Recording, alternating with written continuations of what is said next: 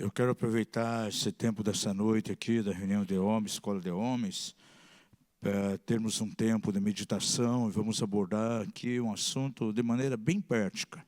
Quero compartilhar alguma coisa aqui, eu creio que para nós aqui como igreja local vai ser um norte e podemos abrir depois para conversar um pouco sobre o assunto. E eu quero pedir que você abra aí em Mateus, capítulo 25. E nós vamos ler do verso 14 até o 30. Quando você vai localizando aí já, eu vou fazer uma oração aqui. Pai da glória, nós estamos reunidos aqui em Teu nome e pedimos que Teu Espírito Santo venha sobre nós. Pai da glória, nós dependemos de Ti em todas as coisas. Ó Pai, traz inspiração sobre nós nessa noite. Traz, Senhor, revelação do Teu coração. Que seja um tempo realmente muito proveitoso de meditação e que o Senhor venha nos nortear, venha falar conosco nessa noite de uma maneira muito profunda. E que uma vez mais o nome do Senhor seja glorificado. É no nome santo de Jesus que nós oramos a Ti. Amém e amém. Nós vamos ler aqui do verso 14 até o 30, cada um de nós pode ler um versículo. Eu vou começar no 14 e nós vamos fazer esse sentido aqui, né? E vamos ler até o 30. Eu vou começar no 14 e aí em seguida que os irmãos vão lendo, cada um lê um versículo. Amém. A gente vê aqui meio Torre de Babel, por devido às traduções aqui diferentes, né? Mas eu vou basear aqui na minha versão aqui então, né? Que eu creio que tem algumas lições que o Senhor quer nos ensinar aqui nesse texto hoje. E eu quero apropriar, se bem que o texto fala aqui em termos financeiros, né? Tem algumas versões que é bem claro, fala em ouro, outras já falam em dinheiro. A minha versão que uso fala talentos, mas eu quero trazer isso para o campo ministerial, aquela medida de graça que nós temos recebido da parte do Senhor. Eu creio que como casa aqui, apostólica, como igreja local, o Senhor está nesse ano de manifestação da glória dele na igreja, nos impulsionando aqui para algo muito importante, né? É saída para os Estados Unidos. Sempre quando a gente sai fora da casa aqui, o Espírito Santo fala alguma coisa ao nosso coração. E uma das coisas que já estava me vindo antes, né? Mesmo antes da viagem, que nós temos que caminhar de uma maneira muito apostólica mesmo.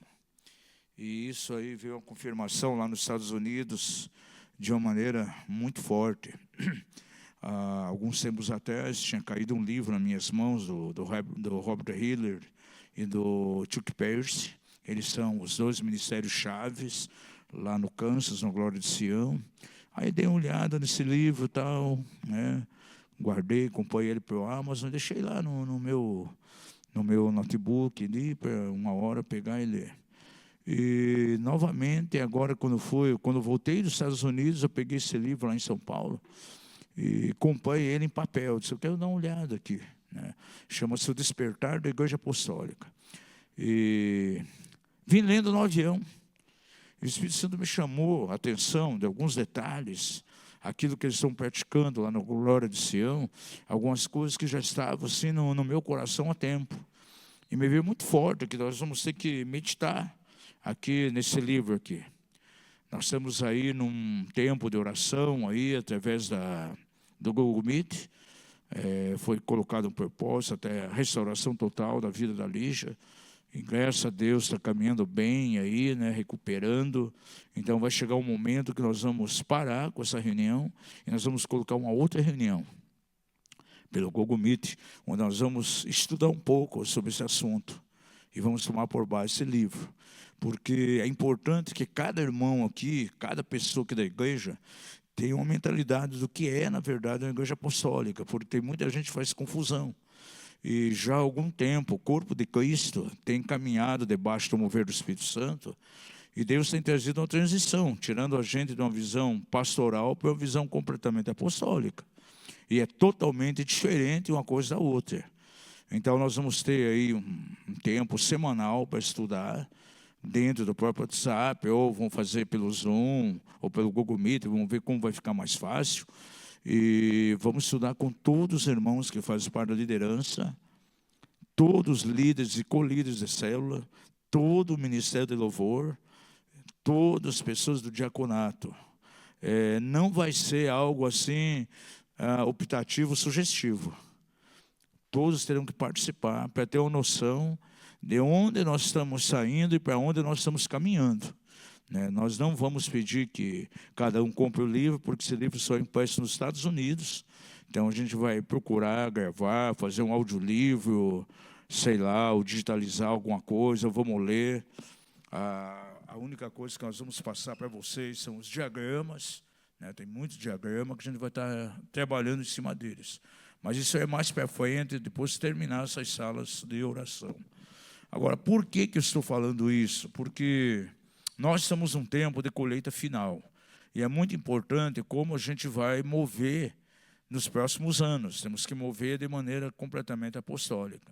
Nós já temos dado aqui algumas mensagens, tanto para os obreiros aqui, nas reuniões de liderança que a gente tem. De vez em quando a gente dá um toque aqui também nas pregações. Uma igreja apostólica, ela procura mover muito dentro daquilo que é sobrenatural. Uma igreja apostólica é muito forte na oração, na batalha espiritual, esse tipo de coisa. Mas uma coisa que marca particularmente o meu coração, uma característica assim que me queima realmente no espírito da igreja apostólica, é que ela age de maneira completamente diferente de uma igreja pastoral. Na igreja pastoral tem lá a figura do ministério pastoral, ela acaba sendo uma igreja de consumo, onde as pessoas vêm no domingo, querem receber uma palavra, elas recebem pastoreamento, recebem um alimento, e vão engordando e não produzem nada. Na igreja apostólica é diferente. Deus levanta os 5 ministérios na igreja, não é um pastor, mas é uma equipe ministerial formada por 5, e essa equipe ela tem uma função de preparar os santos para a obra do ministério. Antes de entrar aqui nesse texto, vamos abrir lá em Efésios capítulo 4. É muito difícil hoje para a igreja contemporânea entrar numa visão, numa dimensão daquilo que Deus está querendo para essa hora. E se a gente não entra para essa visão apostólica, para essa visão daquilo que Deus quer, nós vamos se constituir num odre velho. Lembra da parábola do odre? Jesus foi bem claro. Não se pode colocar vinho novo em odre velho. Se o odre não for renovado, pode receber o vinho novo, mas esse vinho vai acabar estagnando, estragar. Por quê? Porque o odre não foi renovado. E o odre, aí é a igreja, ela tem que passar por renovação. Deus tem muita revelação para trazer, há um mover fresco que vem sobre a igreja, e se ela não estiver preparada, se ela for um odre velho, com a estrutura velha, uma visão eclesiástica antiga, não vai conseguir conter o sabor do avivamento, o sabor do vinho novo que Deus está trazendo.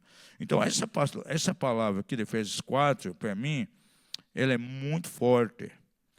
No verso 11 diz que Deus deu na igreja, primeiramente apóstolos, depois profetas, depois evangelistas, depois pastores e mestres. Então, 5 ministérios que foram dados. Você não vê um ministério aqui. Você não vê a figura do pastor. Você vê 5 ministérios trabalhando, interagindo entre eles.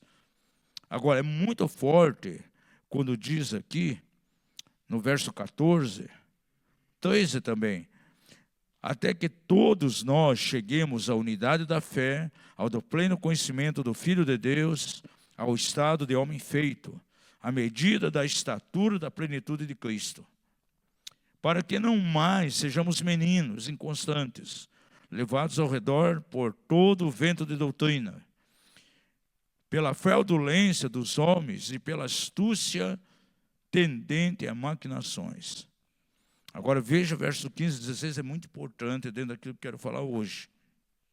Antes, seguindo a verdade em amor, cresçamos em tudo naquele que é a cabeça, Cristo,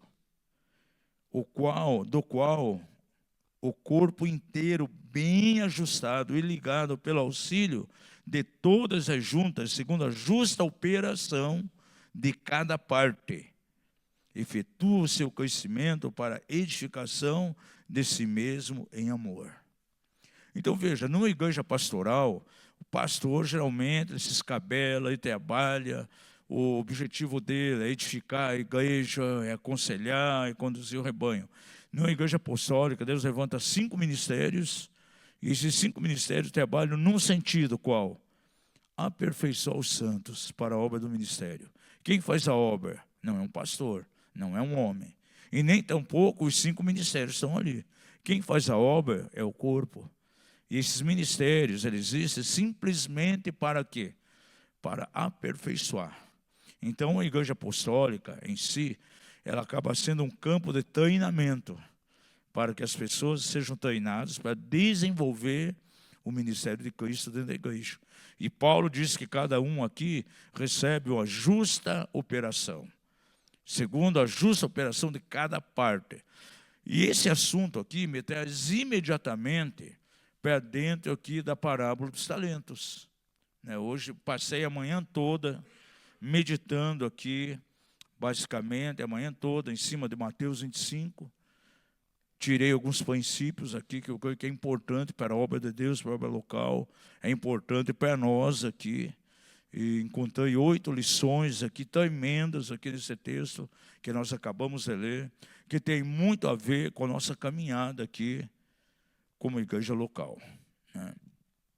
Bom, o texto que nós lemos coloca diante de nós uma narrativa, na verdade é uma parábola, Parábola é algo figurativo, é uma história que Jesus, naquele momento, contou ali para os seus discípulos, falando acerca de um homem, Eu suponho que esse homem era muito rico, muito milionário, Era um homem que mexia com investimentos de dinheiro, e ele decide, então, fazer uma viagem. Não se fala para onde que foi, nem o que foi fazer, mas só sei que ele chamou seus servos e confiou a esses servos talentos. A um aqui diz que deu quantos? 5. A outro, 2. E a outro, 1 talento. Trazendo para um campo ministerial, amados, esses talentos aqui, eu posso reconhecer que aquele dom que Deus dá a cada um de nós é uma medida de graça, é uma atividade que nós devemos executar dentro da igreja, e é inevitável. Cada pessoa que é colocada no corpo de Cristo, ele tem um dom, ele tem uma medida de graça, ele tem uma justa operação, tem algo que ele vai ter que fazer. 1 Coríntios 12, diz que no corpo nós temos todos os membros e cada um dos membros tem uma função. Alguns parece que é menos, outro é mais, outro parece que é mais importante do que o outro, mas não é. Todos são importantes. Então, todos têm ali uma função. E na igreja, todo mundo recebe uma medida de graça. Todo mundo recebe talentos aí da parte do Senhor. E nós vamos fazer uma analogia aqui. O texto trata sobre a questão de recursos. Nós vamos tratar de dons e ministérios. Quantos aqui têm consciência que recebeu pelo menos um talento da parte do Senhor? Todos nós temos. Nós temos habilidades. Agora, essas habilidades, elas podem entrar por um campo de crescimento. Pode haver uma multiplicação. Agora, isso depende de quem? Daquele que nos deu esse talento, depende de nós. Depende de nós mesmos. E é a partir desse raciocínio que nós queremos começar aqui. Então, nós podemos reconhecer e conhecer o seguinte aqui, nessa escritura. Alguns pontos aqui eu quero salientar. Primeiramente, aqui nos primeiros versos que nós lemos, diz que aquele homem deu dinheiro a seus servos. E a intenção desse senhor é que aquele dinheiro não ficasse ocioso, mas ele desejava que houvesse lucro. Agora, quando Deus nos dá uma medida de graça, quando nos dá um ministério, claro que o grande desejo de Deus é que isso venha crescer. Por isso o texto que nós vemos em Efésios 4 diz assim, crescendo em tudo, aquele que é o cabeça, Cristo Jesus. Então, se Ele dá a nós um dom, algo para fazer na igreja, o desejo de Deus é que aquilo venha crescer em nós, não fique estagnado. mas que possa realmente frutificar, possa crescer. Alguém recebe o ministério da parte do Senhor, levanta ele como um pastor, um mestre, um profeta, um evangelista, um apóstolo, um diácono. O grande propósito de Deus é que esse dom venha crescer. E a pessoa realmente venha experimentar um crescimento exponencial nisso. Não é que fique com aquilo ali simplesmente estagnado. Então, eu posso ver esse Senhor distribuindo aqueles talentos, aquele dinheiro, e o que ele queria era realmente que houvesse uma multiplicação. Então, quando Deus nos dá aí um dom, um ministério, uma atividade na igreja, o grande desejo de Deus é que isso venha realmente crescer. E você vê homens da Bíblia que cresceram de maneira fenomenal. Por exemplo, Paulo, ele recebeu um ministério, Deus chamou ele, colocou ele debaixo de um discipulado, ele foi discipulado por Barnabé. Quando Paulo começou, ele não era o Paulo que nós conhecemos, eloquente, apóstolo, né, sacudindo cidades, ganhando pessoas para o reino, estabelecendo igreja. Não, ele foi levantado numa igreja como discípulo de Barnabé. Ele levou 13 anos para depois ser enviado realmente para o ministério. E diz que, numa certa ocasião, ele estava numa igreja em Antioquia, servindo ao Senhor, com outros ministérios, que eram mestres, então ele já era mestre. E foi ali que o Senhor levantou ele como apóstolo. Separai-me a Paulo e a Barnabé, que eu tenho chamado para a obra do ministério. Então ele cresceu. Então ele recebeu algo da parte do Senhor e entrou num crescimento maravilhoso. Então, hoje você faz alguma coisa dentro do reino de Deus, cada um de vocês aqui são importantes, receberam algo da parte do Senhor, alguém está na diaconia, outro no ministério do louvor, outro ora por enfermo, enfim, outro já tem um cargo aqui pastoral, a medida da graça pastoral. O propósito de Deus é que esses talentos eles iam crescer. Esse é o propósito de Deus, não simplesmente que fique parado, estagnado. Então, a primeira coisa que eu posso notar aqui é que aquele Senhor queria que aqueles talentos fossem realmente multiplicados. Então, compreenda que nem todos os servos que se apresentaram aqui tinham a mesma habilidade nos negócios. E aquele Senhor repartiu segundo a capacidade de cada um. Então, viu que um tinha capacidade, deu a ele 5. A outro tinha um certo nível de capacidade, deu 2. E, por fim, ao último, entregou 1 talento. Então, o que nós podemos observar aqui é a primeira lição que eu posso destacar, que todos aqueles servos receberam algo. Isso significa para nós que estamos na igreja que pelo menos um dom da parte de Deus você recebeu, um crente recebe. Veja que entre aqueles servos teve um que recebeu um talento só. Gente, eu olho para o corpo de Cristo, olho para a igreja local, entendendo que nós somos corpo. Para mim, particularmente, é muito difícil admitir que as pessoas que estão ali naquela igreja não tenham recebido pelo menos um dom, um talento da parte de Deus. Uma coisa recebeu. Está escrito aqui, alguém veja lá novamente em Efésios 4, 15 e 16. Alguém lê para nós, versos 15 e 16. Amém, olha só. Ele fala aqui, ó, segundo a justa operação de cada parte. Ele não fala de algumas partes. Segundo a justa operação de alguns. Segundo a justa operação de alguma parte. Não. Segundo a justa operação de cada parte. O que isso significa? Que todos recebem alguma coisa. Você tem consciência disso? Que todos nós recebemos? Agora, isso que nós recebemos, qual a finalidade? É colocar para fora. É atuar em cima disso. É assim que a igreja, é assim que o corpo de Cristo é edificado, pela justa operação de cada um. Como o nosso corpo tem muitos membros e cada membro tem a função, assim é na igreja do Senhor. E uma igreja apostólica, ela vive isso daqui.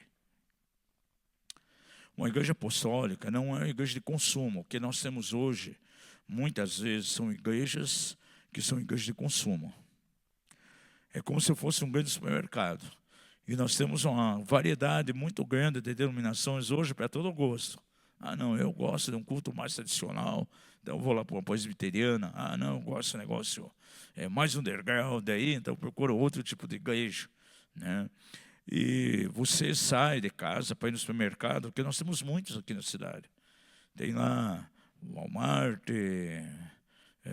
qual outros que tem aí? Festival, uma série. Tem gente que se identifica mais com esse, não, esse é mais barato, não, esse é um alimento melhor, tal, uma qualidade melhor. Então as pessoas vão lá e escolhem aquilo que querem dentro. E tem muito crente que ele olha para a igreja como se fosse um grande supermercado, porque ele é, na verdade, um consumista. Então ele vai um tempo, nessa aqui, não gosto muito daqui, eu acho que aquela é melhor, tem uma visão de louvor melhor, eu vou para lá. Aí vai para lá, fica um tempo, não, acho que eu vou para aquela lá, porque, puxa, eu tenho um chamado para assistência social e aquela igreja é forte nisso, assistência social, vou para lá. Então acaba acontecendo de termos diversas igrejas de consumo diante de nós. Agora, uma igreja apostólica, ela é completamente diferente. Nós vemos aqui que é uma igreja que ela tem todas as funções funcionando dentro dela. Cada membro, cada participante, ele não é um consumista, mas ele é uma pessoa que vai realmente oferecer alguma coisa, ele é participante. A edificação é feita pelo ministério do corpo, não por alguns homens, né? Eu sempre comparo algumas igrejas também, aquilo que eu posso chamar de igreja ônibus. O que é uma igreja ônibus? No ônibus só tem um motorista, e às vezes tem um auxiliar. E 30 e poucos, alguns ônibus 40, 50, todo mundo sentado. E ele trabalhando. Se o motorista faz alguma coisa errada ali, uma gafe no trânsito, prejudica todo mundo, os dedos dos 30 e pouco, dos 40 e pouco, vão para cima de quem? Do motorista. Porque só ele está dirigindo. Então tem igrejas que são estilo ônibus. Tem um homem dirigindo, às vezes dois, o motorista e o comotorista ali, o auxiliar. Se acontece alguma coisa errada, todo mundo vai em cima dele. Mas uma igreja apostólica, ela não é uma igreja ônibus, é uma igreja onde todo mundo está atuando, todo mundo está trabalhando. E essa parábola aqui dos talentos deixa bem claro isso para nós aqui. Quero tomar. Se tiver um chá quentinho, até era bom. Estou com a garganta meio irritada aí ainda, né? Então, a primeira lição que a gente observa é isso. A segunda lição que eu vejo aqui nesse texto, que me chamou muita atenção hoje pela manhã, é que esse dom que é nos dado, por exemplo, esses talentos foram dados para esses servos, eles não pediram. Você não vê nenhum deles pedindo. Foi a vontade daquele senhor. Não, para isso eu vou dar 5, para isso eu vou dar 2, para isso eu vou dar 1. Olhou a capacidade deles e, segundo a sua própria vontade, destinou aquele número de talentos ali, então, para aqueles servos, né? Agora, eu vejo claramente ali, não foi algo que eles pediram, mas o talento veio segundo a capacidade de cada um de ministrar. Então, veja bem, a Bíblia diz assim que nós somos ministros, nós somos administradores, dispenseiros da graça de Deus. E nós temos que saber muito bem como administrar aquele dom que o Senhor nos dá. Quem administra de uma maneira adequada, é fiel nessa administração, com certeza vai ser colocado em algo maior amanhã depois. Vamos ver uma passagem que está lá na carta de Pedro, capítulo 4. 1 Pedro 4.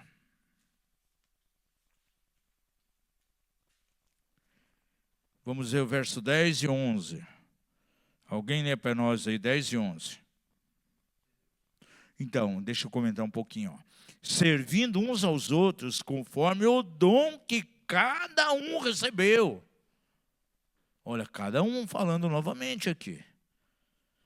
Está vendo só? Diga ao seu vizinho, você tem um talento. Pelo menos um. Ele diz que cada um recebeu. Como bons dispenseiros.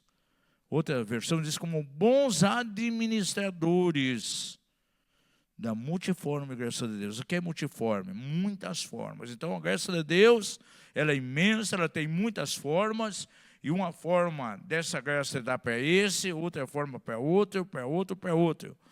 E nós temos que liberar essa medida, essa graça que foi nos dada, essa forma de graça, e a cada um ele deu uma medida dessa graça. Agora diz aqui, cada um administre o dom conforme recebeu.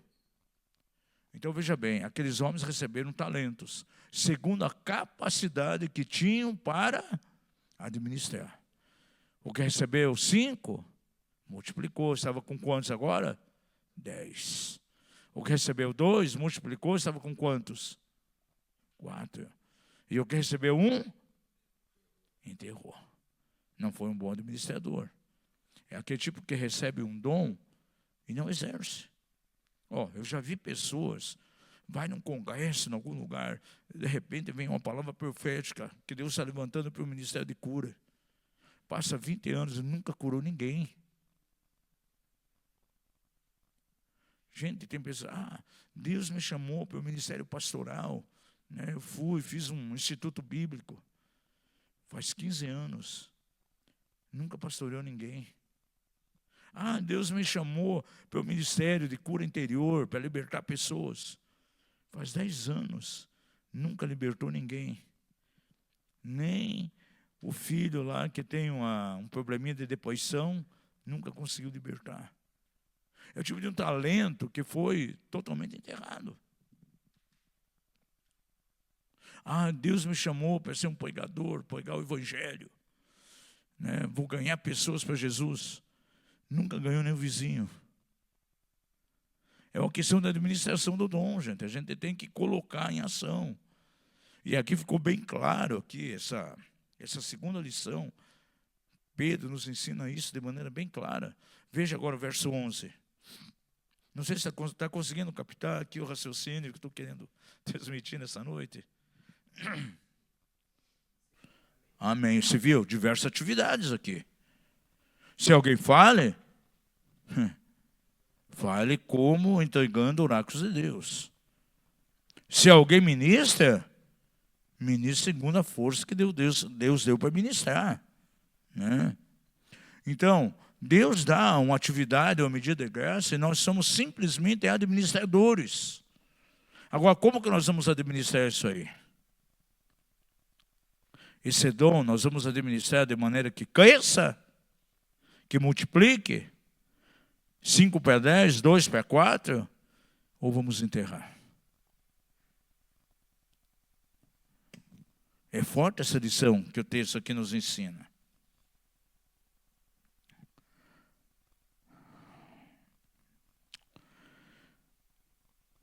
Eu destaco aqui também o uso que aqueles servos fizeram do dinheiro. Os 2 primeiros servos foram motivados em ganhar mais dinheiro, em multiplicar. Cumpriu a ordem daquele dono, né? E eles sabiam que um dia tinham que dar conta daquilo ali. Porque simplesmente o dono chegou e disse, não, vou viajar, vou viajar, vou dar esse dinheiro. E eles eram simplesmente mordomos. Um dia teriam que prestar conta daquilo. E nós que recebemos dom, ministério da parte do Senhor, nós temos que ser bons mordomos disso. Tanto é que o dom, a palavra dom vem do que? De dádiva. E uma dádiva é algo nosso? Não, foi nos dado. Não fui eu que produzi, eu recebi do Senhor aquilo ali. E para quem vou prestar contas um dia? Para o próprio Deus. Por exemplo, um pastor, Deus é coberto do pastor, como que ele pastoreou as ovelhas que foram dadas, que foram confiadas a ele um dia. Vai ver um dia depois da estação de contas. Por exemplo, um apóstolo tem uma autoridade maior. A autoridade de um apóstolo não é somente dentro da igreja. Muitas vezes tem autoridade sobre outras igrejas extra e às vezes sobre cidades. Deus vai procurar com o apóstolo saber como ele pastoreou a cidade onde ele estava. O que ele fez no sentido de trazer transformação na cidade? De alcançar a cidade, para que houvesse, por exemplo, estabelecimento do reino na cidade. São níveis de autoridade. Deus levanta alguns apóstolos com autoridade a nível de nação, ou a nível de nações. E Deus é coberto de cada um conforme o talento que ele deu. E aqui a gente vê claramente aqui, isso é uma questão de mordomia, porque aquele senhor, quando voltou, ele veio ali para uma prestação de contas, cada um tinha que prestar contas. Olha, recebi 5 talentos, multipliquei, isso aqui 10. Né? E você vê alguns homens na Bíblia, gente, que foi maravilhoso a maneira pela qual eles cresceram. Você, quando estuda ali Atos 6, por exemplo, foi estabelecido os primeiros diáconos. Agora, teve 2 ali que se destacaram. Por exemplo, Filipe, ele sacudiu uma cidade. Quando você estuda Atos, você vê de maneira bem clara. Ele sacudiu toda a cidade lá de Samaria, em Atos 8. Ganhou muitas pessoas para Jesus. E veja, ele recebeu primeiramente um talento, um dom. Era para ser o que? Diácono daquela igreja lá em Jerusalém. Estevão foi levantado como diácono junto. Foi um poderoso evangelista, né? Pagou um preço alto até com a própria vida, porque foi apedrejado. São pessoas que cresceram de uma maneira assim maravilhosa, exponencial. Então, tudo aquilo que é vivo, ele multiplica. Então, um ministério, um dom, uma função que é dado, realmente tem que partir para um crescimento, né? E se nós vamos mover de maneira apostólica, é realmente a igreja apostólica aqui, todo mundo vai ter que estar envolvido em alguma área e sendo treinado para atuar nessas áreas. Eu vejo, por exemplo, as mulheres da igreja que são muito dinâmicas, né? Está acontecendo chás evangelístico, aí é uma movimentação violenta. Agora, os varões também precisam se movimentar em alguma coisa também, né? Sair da inércia, multiplicar os talentos.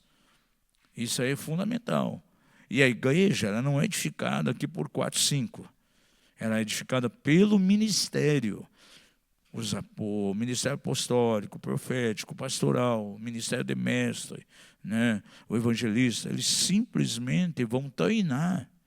E se nós temos mentalidade de exército, de igreja apostólica como exército, nem todos serão generais, nem todos serão majores, mas todos são soldados. Todos são combatentes. Assim é uma igreja apostólica. Está entendendo bem? Então isso é muito importante para nós. Agora, deixa eu focalizar um pouquinho aqui. Esse terceiro servo aqui, que recebeu um talento, né? Pense um pouquinho. Qual foi a razão desse terceiro servo receber uma repensão e não fazer nada com o dinheiro daquele senhor?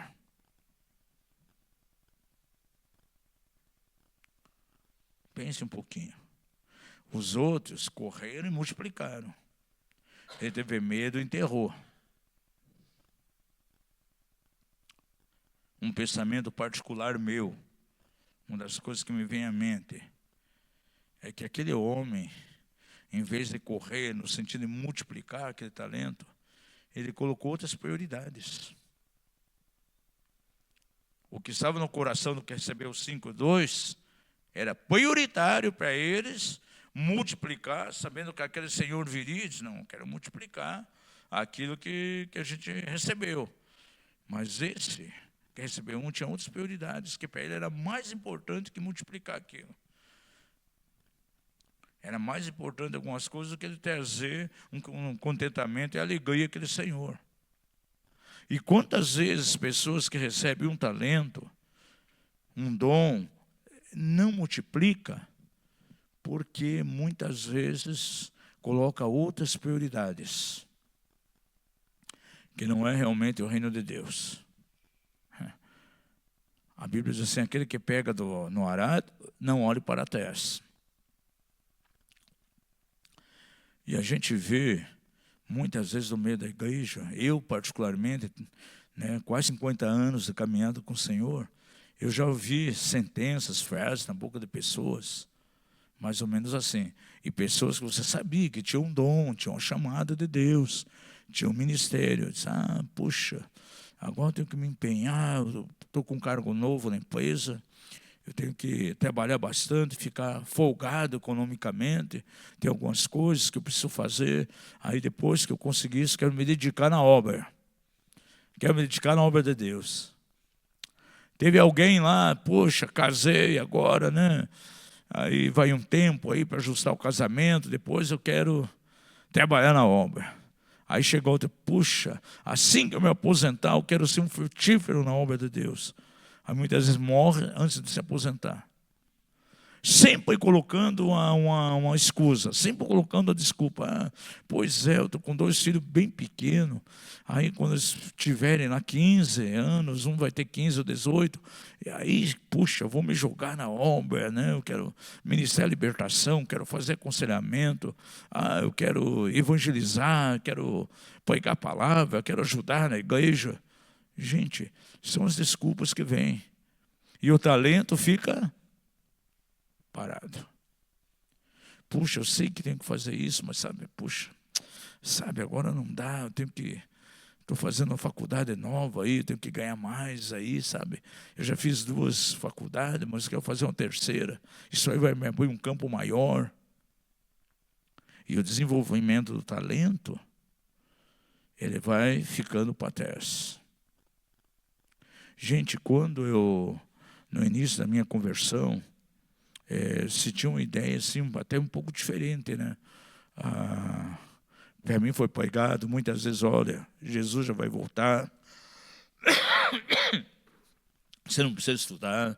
Eu lembro que eu ia fazer engenharia cartográfica, né? Meu pastor disse, não, você vai perder tempo, você tem um chamado para o ministério e tal. Só que hoje, eu sei que eu poderia ser, se eu fosse fazer engenharia cartográfica, eu poderia ganhar muita gente lá na universidade, na faculdade, para o Senhor. Então, muitas pessoas, de repente, ela tem um talento, mas ela perde a visão, ela pode até, vai estudar, tal, vai fazer uma faculdade, e lá mesmo ela pode desenvolver esse talento, gente. Como isso que pode ser desenvolvido lá? Gente, uma igreja pastoral, ela funciona onde? Dentro das 4 paredes. Uma igreja apostólica, ela tem visão do quê? Visão de reino, lá fora. Na igreja pastoral, a mentalidade é a presença de Deus está onde? Dentro da igreja, das 4 paredes. Uma igreja apostólica, Deus está aonde aquela pessoa está. Onde ela vai, ela leva o reino de Deus. Por isso que agora tem aí a profecia dos 7 montes, né? As 7 áreas de influência da sociedade sendo tomada por Deus. A educação, a área política, economia, a área de entretenimento, a área da família, a área da religião, não importa aonde esteja. Se um agente do reino está ali, ele vai trazer influência ali dentro. Então mudou completamente a mentalidade. Então eu recebo o talento, eu posso produzir de maneira tremenda. Puxa, Deus me chamou para ministrar a cura. Mas na minha igreja não tem oportunidade para isso. Gente, lá no local que trabalha, quantos doentes tem lá? Ele entra no supermercado, está cheio de gente enferma, gente. Ele pode usar esse dom ali dentro. Deus pode mostrar pessoas doentes. Ele vai orar, as pessoas vão ser curadas, gente. Então, essa mentalidade de 4 paredes já tem que ser tirado. É a visão de reino. Então, isso é muito importante, né? Agora, tem pessoas, elas dão desculpas. Esse homem aqui, ele estava cheio de desculpa. Aí diz, eu sei que tu és enérgico, né? Você cobra, quer colher onde não semeou.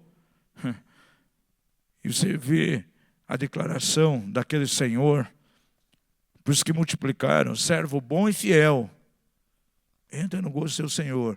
E aquele que não multiplicou, que enterrou o talento, qual foi a declaração que ele recebeu? Servo mau e preguiçoso, ocioso. Gente, chegará um dia que nós vamos prestar contas.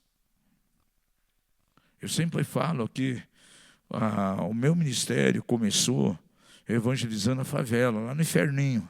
Se conheceu lá, né, Zília? Na Santa Quitéria, terrível, ali perto da Copel. Uma favela violenta. Na igreja que eu fui, depois, onde a minha esposa fazia parte, comecei a evangelizar o bairro Vera Lúcia, lugar pesado, comunidade, só lugar de favela. Cuidar das crianças da igreja. Tinha muita criança pequena, eu cuidava da porta para eles não saírem na hora do culto lá para fora. Começou assim. Gente, foi crescendo. Daí, de repente, vi a necessidade de visitar as pessoas da igreja que faltavam no culto. Puxa, faltou 3 cultos, deve não estar bem. Na época, quase ninguém tinha telefone, gente. Eu ia lá na casa, lá fazer uma visita, ver se estava tudo bem. A igreja disse, puxa, esse camarada aí tem um perfil pastoral, tem que ser levantado como pastor na igreja. Porque o trabalho que ele faz, indo até as vidas, e aí foi crescendo o ministério. Isso nada mais é que uma multiplicação de talento. E isso é muito importante. Os irmãos que estão aqui, vocês têm recebido a medida de graça, a medida de talento. Ela tem que ser realmente exercitada para que haja um crescimento. Depois que eu terminar minha carreira, depois que eu terminar a faculdade, depois que eu criar meus filhos, né? Depois que eu resolver minha parte econômica, todas são coisas colocadas como prioridade na vida da pessoa. Com certeza, esse homem que recebeu um talento tinha muitas prioridades. Veja, a igreja nossa aqui é uma igreja nova. Estamos orando para um local novo. Nesse local novo, vai ter que ter o empenho de todo mundo. Uma igreja apostólica, ela age no sentido de todo mundo estar empenhado. Não é uma obra de meia dúzia. Existe uma liderança aqui na frente somente para orientar, para guiar onde a igreja vai caminhar. Mas o ministério é desenvolvido pelo corpo. Agora, o tempo passou, esse Senhor regressou e foi cobrar contas daquelas pessoas. Então, a terceira lição que eu pude aprender aqui, nesse texto, como aquele homem que apresentou desculpas, né? Tem muitas pessoas na igreja hoje que podem apresentar muitas desculpas para não desenvolver o talento que recebeu da parte do Senhor. Aí chega o momento da prestação de contas, o dono chegou da sua viagem, foi acertar conta com todos os seus servos. Os 2 primeiros multiplicaram os talentos. Cada um deles foi dito, muito bem, servo bom fiel. Em outras palavras, vocês foram servos bons e eu posso confiar em vocês. Quantos confiam em Deus aqui? Agora, quantos de vocês Deus pode confiar em você? Se eu administro adequadamente o dom que eu recebi, com certeza Deus vai confiar em mim, vai delegar mais coisa. Aquele que é fiel no pouco, será fiel no muito.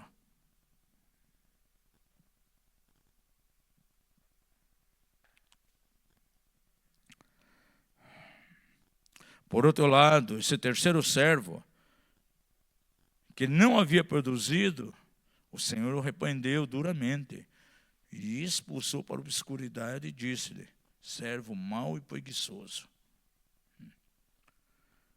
A quarta lição que eu encontro aqui. Veja que a prosperidade daqueles homens ali não dependeu da quantidade, senão da maneira que eles administraram aquilo que foi dado. 5, 2, 1.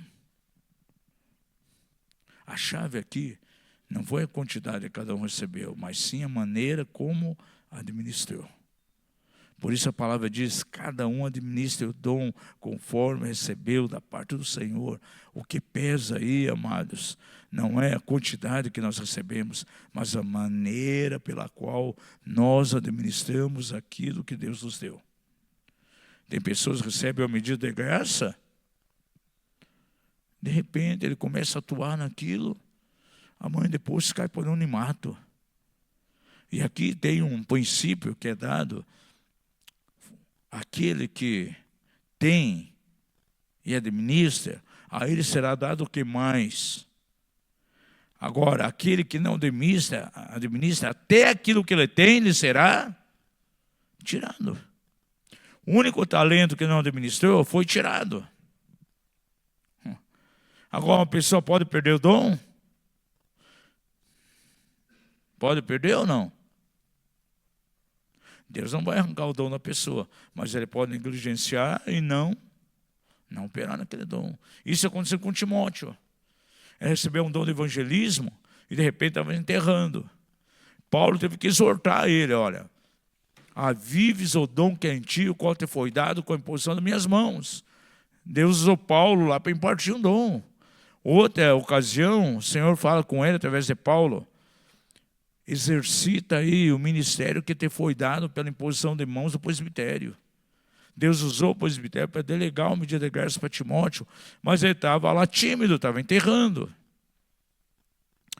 Então veja, é a maneira de administrar, é isso que conta. Isso aqui é muito importante entendermos isso aqui nesse texto. É uma lição muito importante. A abundância e a prosperidade de alguém não depende da quantidade, mas sim como ele administra aquilo que ele recebeu. Quinta lição: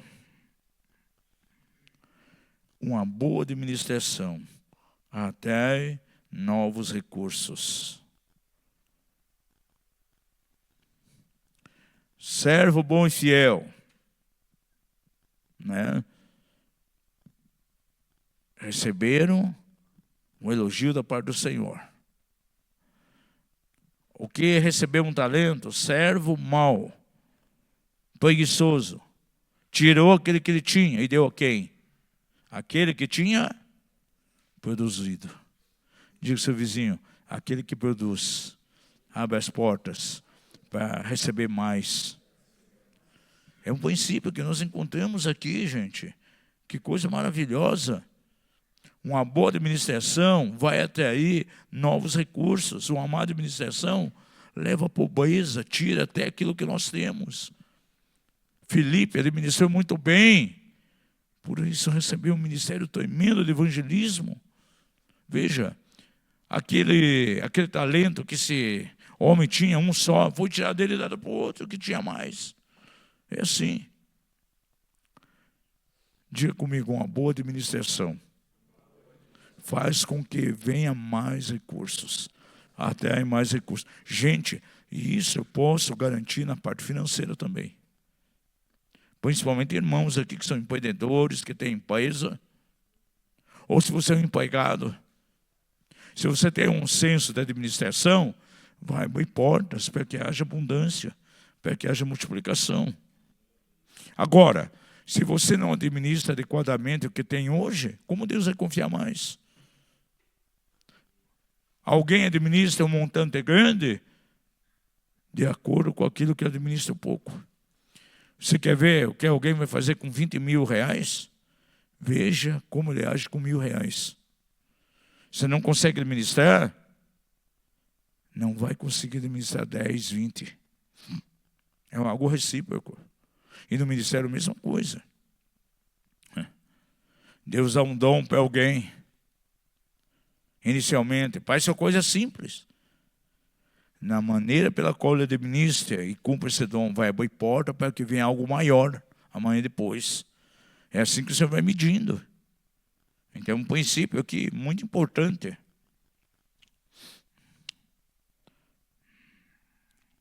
Sexta lição: O que administramos mal, perdemos aquilo.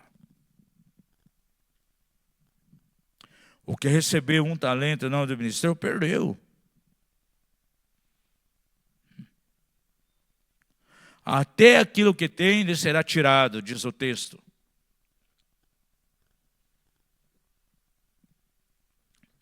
Por isso nós temos que ter muito cuidado com o dom que nós recebemos.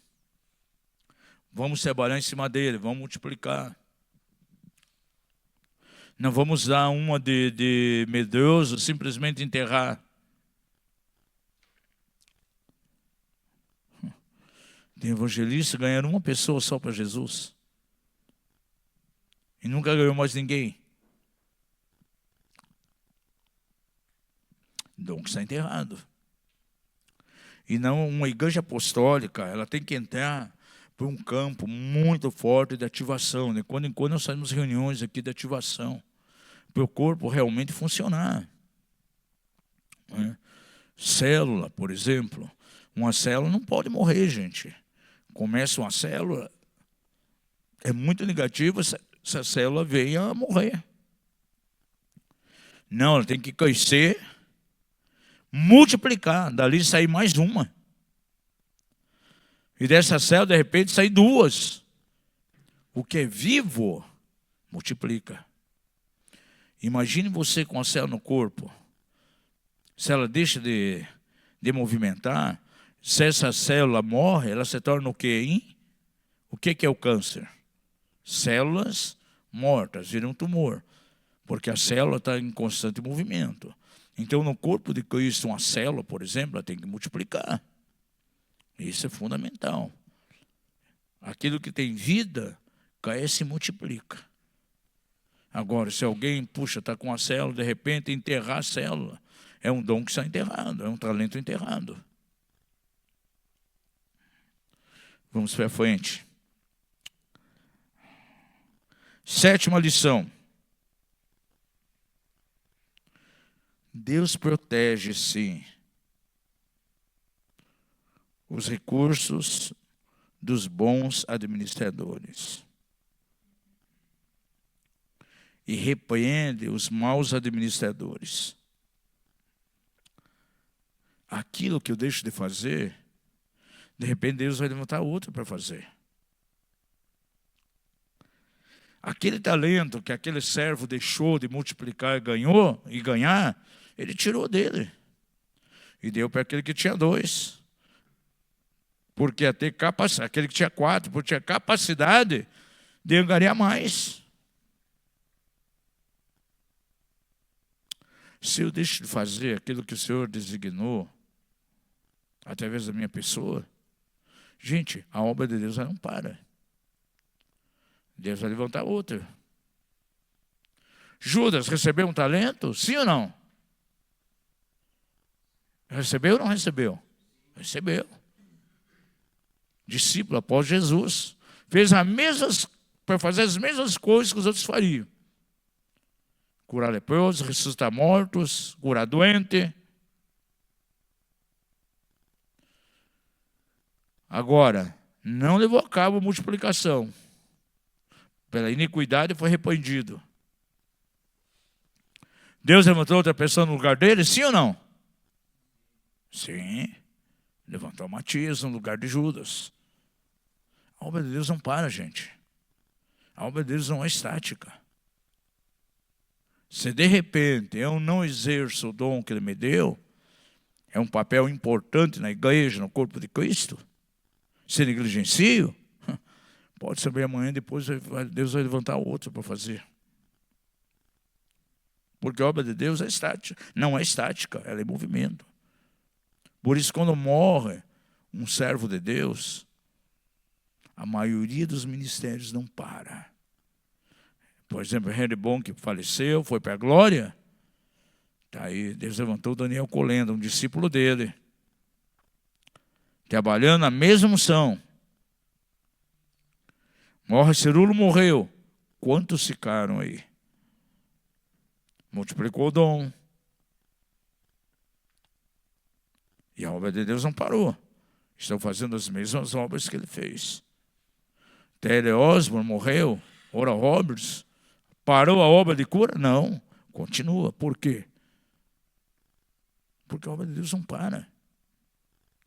Isso é muito importante.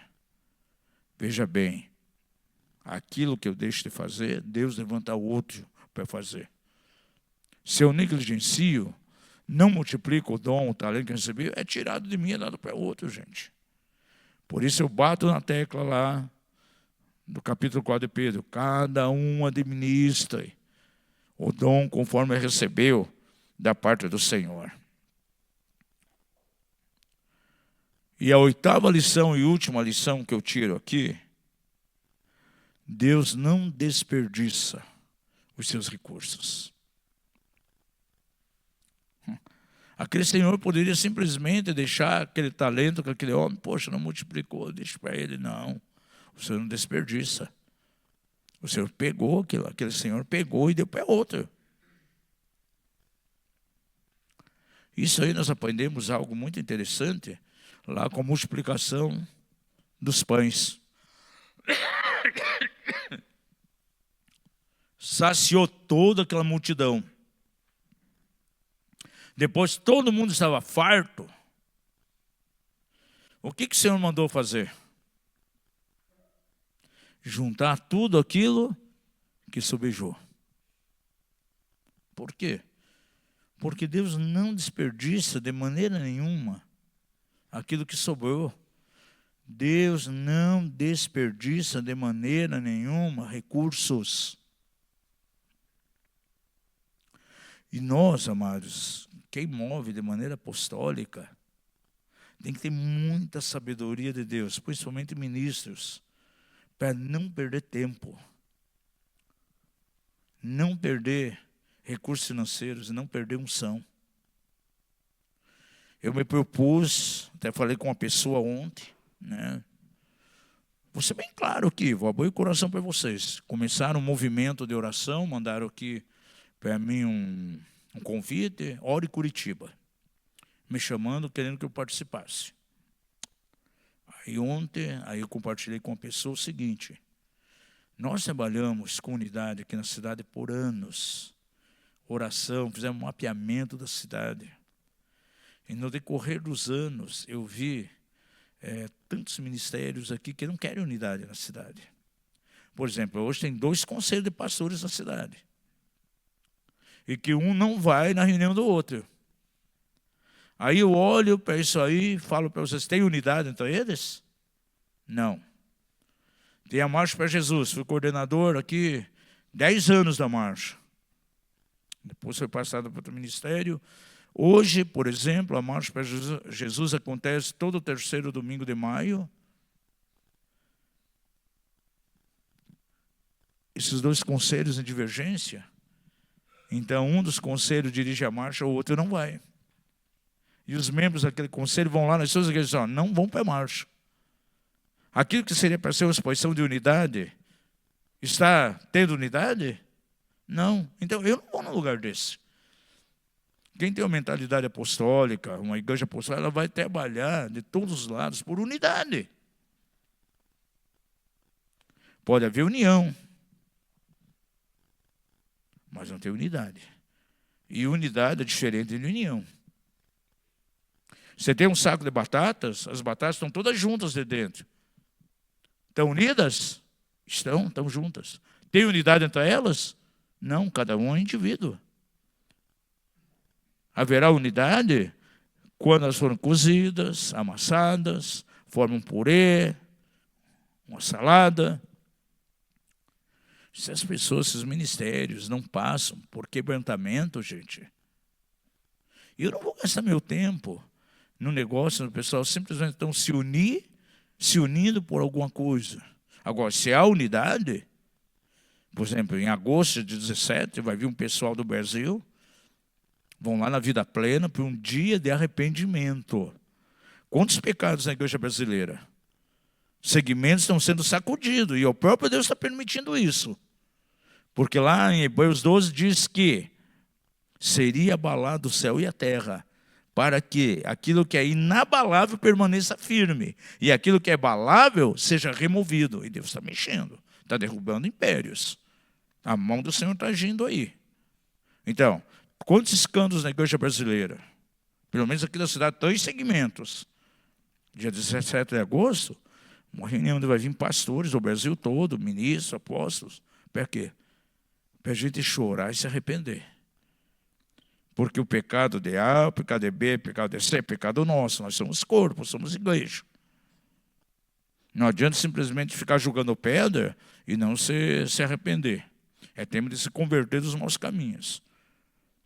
Então, de repente, reúne todo mundo para a união, sem exposição de unidade. Eu não participo disso, eu não vou mesmo. Eu não quero perder meu tempo com isso aí. Eu não vou perder dinheiro com isso. Eu já apliquei muito dinheiro no passado em coisas assim. Não aplico mais. E não vou desperdiçar a unção que Deus me deu também. Tem ministérios aí que estão desperdiçando tempo, dinheiro e unção. E eu não quero perder tempo com isso. Nós estamos construindo alianças com ministérios sérios, né? Com pessoas que caminham com Deus, que querem ver a transformação do Brasil. Nós aplicamos e fazemos viagens aí do nosso bolso para estar numa reunião de 2, 3 horas, reunião de arrependimento, de buscar estratégia. Eu invisto nisso, gente. Pago um preço por isso. Abrimos o nosso coração, que depois sai da igreja, nós vamos servir. Mas eu não quero perder meu tempo onde Deus não está. Eu não quero desperdiçar. Deus não desperdiça recursos. Aquele Senhor não desperdiçou aquele talento. Podia ter deixado com aquele homem, não. Pegou e deu para aquele que tinha multiplicado. Os 2 fez 4. E Deus não desperdiça recursos. Tanto é que lá, quando houve o milagre da multiplicação dos pães, recolhe tudo o resto. Recolhe todas as migalhas.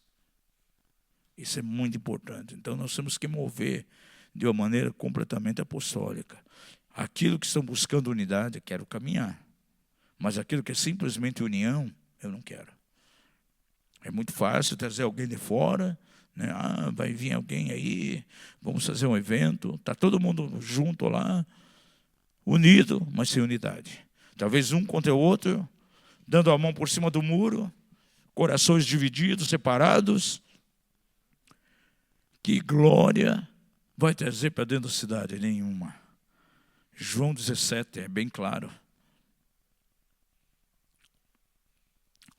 Dei a eles a glória que tu deste a mim, disse Jesus, para que sejam um e sejam perfeitos em unidade.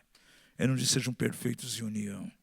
Então, união todo mundo pode ter, mas unidade é algo muito espiritual, gente. E é algo que está no coração de Deus. E é nessa direção que nós temos que caminhar. Então, futuramente, todos que estão aqui vão participar. Né? Nós vamos ver daí, né, o Google Meet, ou, de repente, no Zoom, fazer um grupo maior, para a gente estudar. Vamos compartilhar algumas coisas aí desse livro aí, O Despertar da Igreja Apostólica. Eu creio que vai ser um tempo muito bom.